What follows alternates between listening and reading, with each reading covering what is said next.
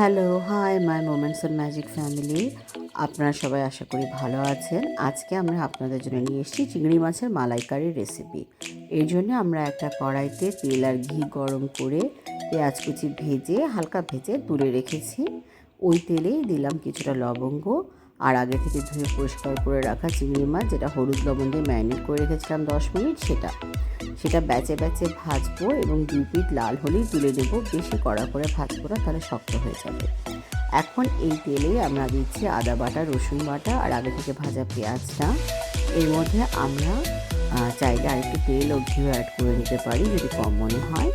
সাথে দেবো হলুদ, লাল মরিচের গুঁড়ো এবং ধনিয়ার পাউডার দিয়ে একটু কষিয়ে তাতে আরও দেবো কাশ্মীরি লাল মরিচের গুঁড়ো, যেটা রঙটা সুন্দর আনবে। এরপরে এই সব মশলাগুলোকে ভালো মতো কষানোর জন্য সামান্য নারকেলের দুধ দিয়েছি এখানে। আমি এখানে আসলে ঘরে তৈরি করে নিয়েছি নারকেলের দুধটা, বাট ওটা আপনাদের প্রবলেমেটিক লাগলে এই যে আমি ক্যানের ছবি দেখিয়েছি, এরকম ক্যান সুপার শপে পাওয়া যায়, আপনারা ওই দুধটাও ব্যবহার করতে পারেন। অবশ্যই ফ্রেশ নারকেলের দুধ বানালে সেটার মজাটা বেশি হবে। এখন আমরা ভালো করে চিংড়ি মাছগুলোকে কষিয়ে নিচ্ছি। কষানো হয়ে তেল উঠে আসলে আমরা এতে বাকি নারকেল দুধটুকু অ্যাড করে দিচ্ছি। নারকেল দুধটা অবশ্যই ঘন হতে হবে, এটা খেয়াল রাখবেন।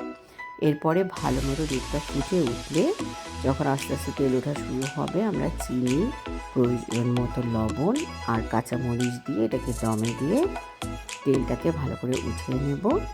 নিয়ে আমরা পরিবেশন করব মজাদার চিংড়ি মাছের মালাইকারি। এখানে আমি ডেকোরেশনের জন্য উপরে একটু কুচি করা পেঁয়াজ পাতাও ছড়িয়ে দিয়েছি, এটা অপশনাল। আমাদের এই রেসিপিগুলো আশা করি আপনাদের ভালো লাগছে। So please like, share and subscribe.